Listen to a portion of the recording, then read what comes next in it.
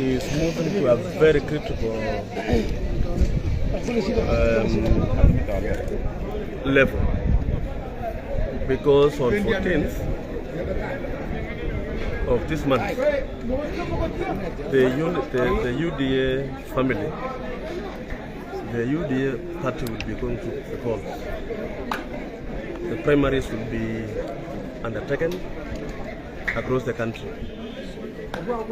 And our election board has already issued guidelines and the processes through which these polls will be undertaken. We want to appreciate the fact that as a party, we are now one of the, well, actually we are the leading political party now in this republic in terms of membership. And we want to appreciate the fact that we are now going to do the nominations this coming week. Today, as Baringo, we've sat down with the county returning officer who has been posted to manage elections and nominations in Baringo County. And we had a very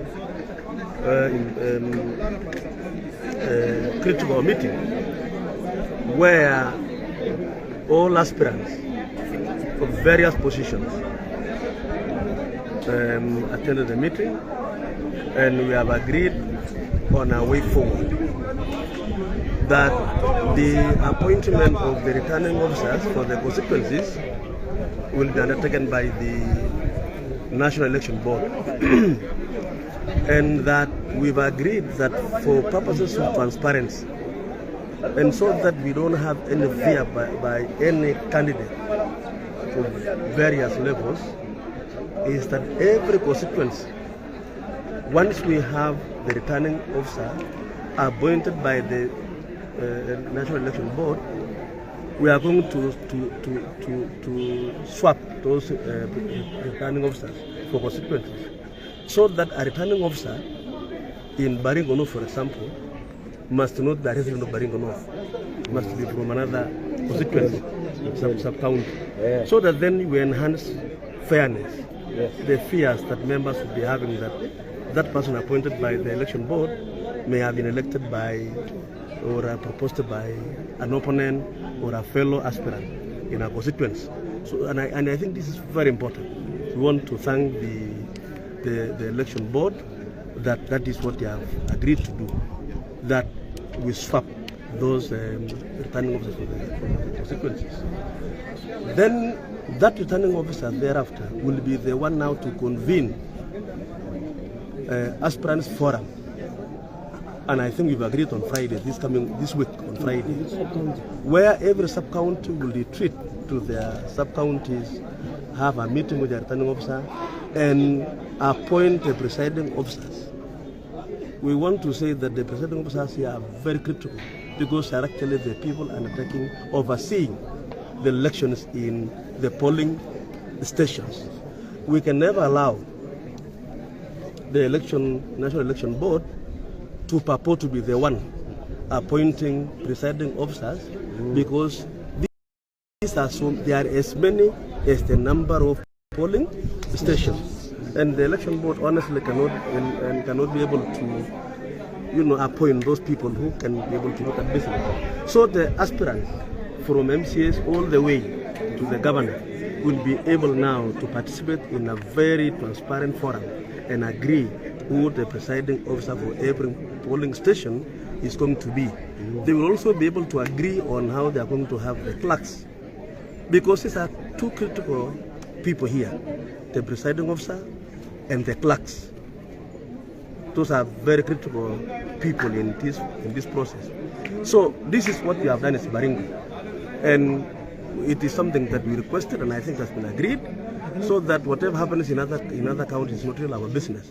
And we have agreed as aspirants that we are going to ensure that in our respective sub-counties we will be fair, we will be able to sit down and agree, because we want to build our party to be strong. And even as we move to the nominations, we want to look at a situation where, when the nominations are done and completed, every person will be happy. Those who will have won will be seen to have won fairly.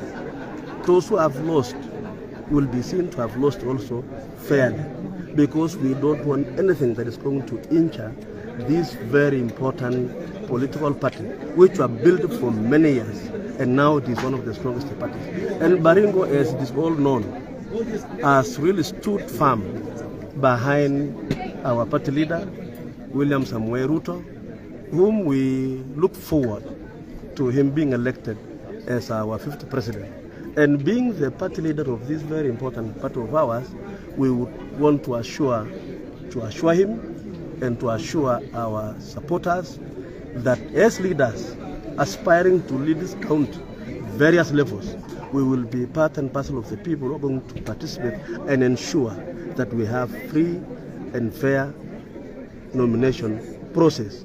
We want to reduce the involvement of the National Election Board in our sub-county processes. Let them only deal with the county in terms of appointing the returning officer, but allow fairness to prevail in sub-counties. Aspirants are leaders who want to aspire to lead, and I don't think that they will be unreasonable in the process of appointing their presiding officers. Consensus is something that we want to build as a party, as a county. We want to build a consensus in those issues of who should be the presiding officers in our several polling stations. Maybe two contentious issues that has been raised has been that the issue about the party list, whereby they say that might be there are those who have not the IBC list, might be some youthful individuals might be left out, and some aspirants were not satisfied. Then number two is that there are some leaders are calling for negotiated democracy that was being said by maybe Toke and of course Tochim, whereby they need Baringo that we should have now a negotiated democracy. I don't know what is your take on the same. So you can begin on that. Okay, let me start with the one for the IBC list. The formulation of the IBC list is a function of IBC. It is possible that they have been able to update the list to include the recently registered voters. It is also possible that they may not have been able to conclude updating the list. But what we have said here is that we will be able to use the IBC list as per the IBC list at this moment, because the function of updating the IBC list really is not for U.D.A. IBC, having been the former chair of Taylor, and I was oversighting that particular institution, is an independent institution which undertakes its functions independently. Nobody can interfere with their processes. So if they have updated the list or the new registered voters, that will be fine, because then those members will be able to participate in the nominations. If IBC has not concluded they are updating the list for the registers, then I think it will only be fair that those who have not been included in the list will not participate in this particular process. Again, we don't want a situation where this brings us problems, because if you decide to allow those who have not been registered or captured in the register to participate, then you can easily disadvantage another candidate, or you can as well have a bigger number, even those who are not necessarily registered in the process. So I think on the issue of IBC, we will use the IBC list as it is now, and that's something also we agreed here. We would have really wished our youth, because in the recently concluded registration of voters, a lot of them were actually able to register as voters. Unfortunately, as a party, we may not have the capacity and the legal mandate to be the one to decide to update the list. So I think that's something which is resolved, unfortunately. But we appreciate the fact that though our youth will not participate in, those who are not in the register will not participate in this nomination, they will definitely participate in the election of 9th of August. So we have to really bear with the situation, because that is something beyond U.D.A in terms of updating the IBC list in terms of those who have been registered as voters. On the issue of negotiated democracy,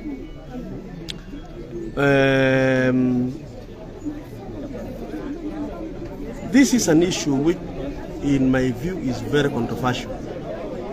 Very controversial because we are dealing with competitive elections.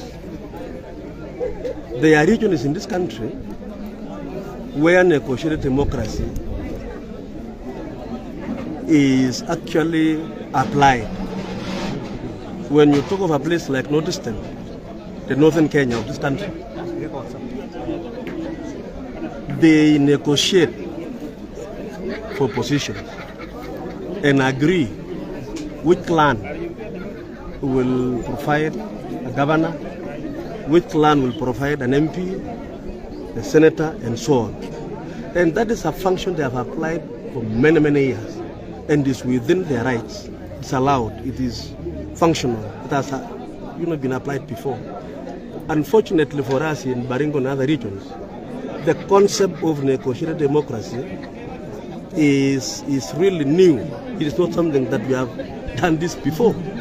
We are guided by competitive elections.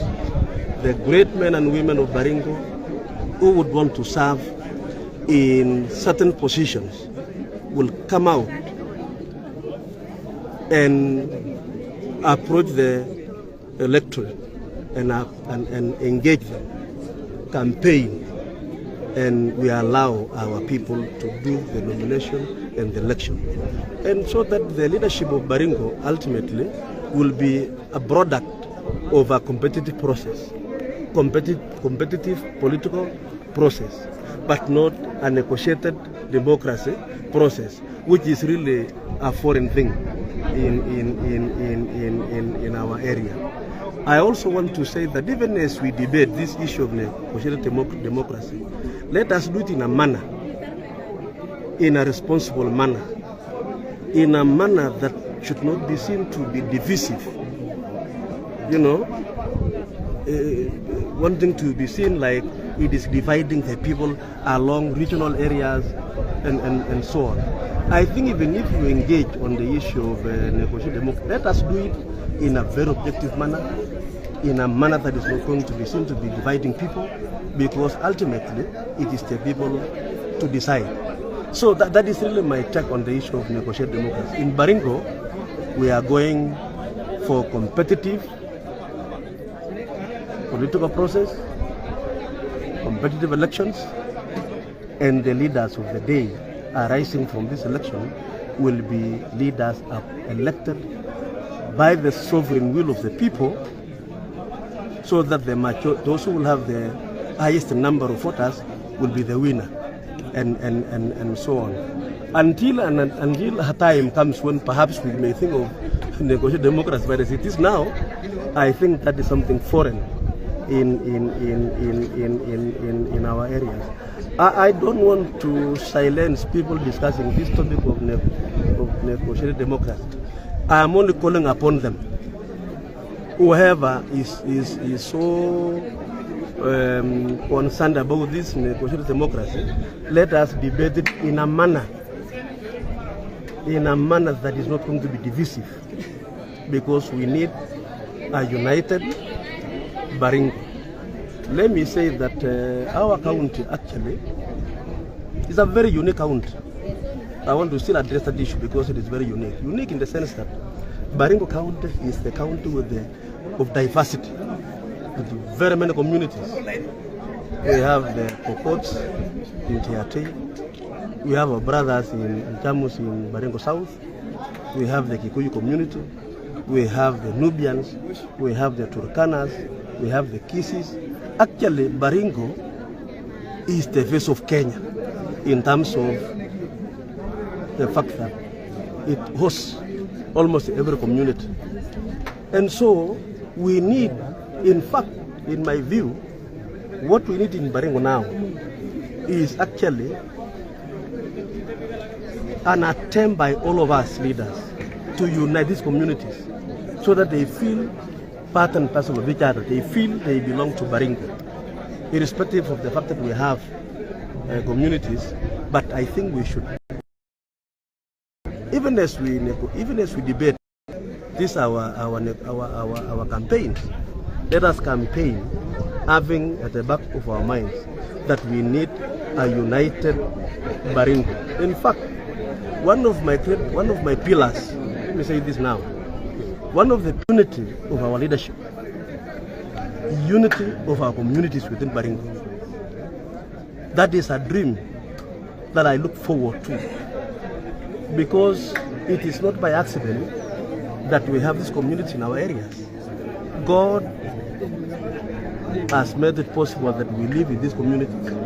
It is important for us leaders, those aspiring and those serving now, to promote peace, to promote cohesiveness, to promote unity, so that we all be proud to belong to Baringo, our county of diversity, not only because of the landmass and so on, but in terms of the communities in this country.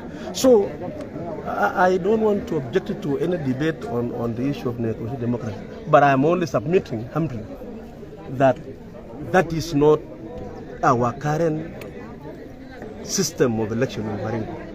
We are going for competitive. And I would like to appeal to all of us who are aspiring to lead this county, that let us all promote that oneness. Let us compete fairly. And that is why we need to have fair nomination process. Whoever wins, the rest who have not won, to support the winners. And this country, this county will actually prosper, and will have leaders who are going to spread peace ultimately. Let me say finally that we are alive to the fact that Baringo County has been a very, very strong county in terms of supporting our deputy president in looking forward to having him our 5th president. This county continues to stand with him. This county continues to pray for him. This county continues to stand with him, and we are confident that God, at his own appointed time, on 9th of August this year, that William Samoei Ruto, our party leader, shall be the next president of the Republic, so that we are able to implement the very important economic model of bottom-up, addressing the very low, raising them up to join those who are up in the ladder, and the economic ladder and so on. And this is really what we want. So Baringo is set, and we promise that we are going to do everything possible as leaders, aspiring to serving, to have